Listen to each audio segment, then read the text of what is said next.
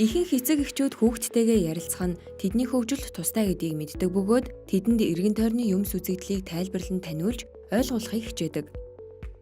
Гэвч эцэг эхчүүд хүүхэдтэй тайлбарлаж ярьж өгөхөө л урьдчил болгохоос бус тэднийг тухайн ярьж буй зүйлийн талаар юу гэж бодож байгааг төдийлөн ойшоодоггүй. Өөрөөр хэлбэл энэ нь эцэг эхчүүд хүүхдүүдийн дунд идэвхтэй харилцан яриа тэр бүр үүсдэггүй гэсэн үг юм. Харин саяхны нэгэн судалгаагаар хүүхэдтэйгээ хэрхэн ярилцах нь тэдний тархины хөгжилд эерэг нөлөөтэйг олж мэджээ. Энэ бол харилцан яриа юм.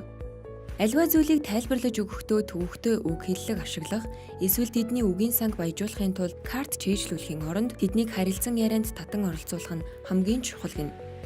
Энэ нь эцэг эхийн орлого, боловсролын түвшнээс үл хамааран хүүхдийн тархины хөгжил, хэл ярианы чадварт сайнаар нөлөөлж байгаа нь олон төрлийн шинжилгээ болон тархины зургийн хэмжилтээр ил болсон байна.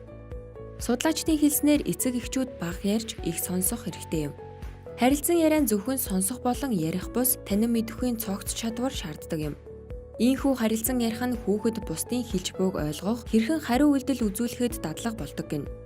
Хүүхэд ертөнцийн юмс үзэгдэл, тэдгээрийн шинж чанарыг тусгасан хамгийн энгийн хэлбэрээс эхлэн бодит амьдралыг гүн гүнзгий мэдэрдэг бөгөөд оюун ухааны ертөнц нь юмсыг жижиг хэсэг нэгжээр тусгадаг онцлогтой.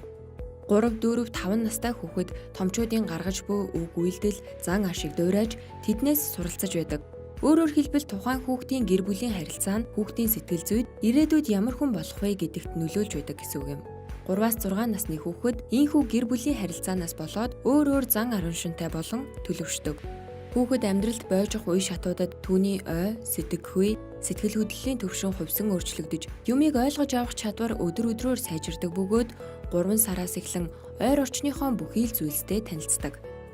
Эцэг эхчүүдийн гаргадаг нийтлэг алдаа нь яг энэ насны хүүхдийг жаахан юм ойлгох насанд хүрээгүй, том болохоор нь тайлбарлаж өгнө гэсэн хандлагатай байдагт оршиж байгаа юм.